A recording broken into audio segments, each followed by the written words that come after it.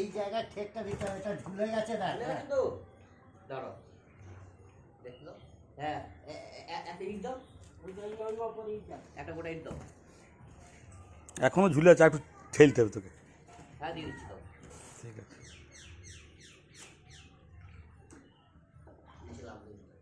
নামতেও ডুবে যাবি তো।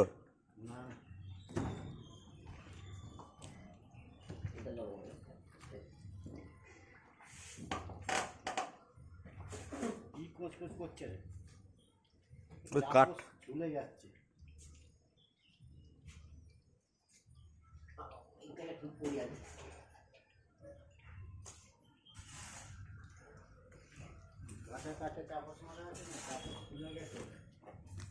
জল কি মেরে দিতে হবে নাকি? যদি দরকার জল মেরে দেন কিছুটা।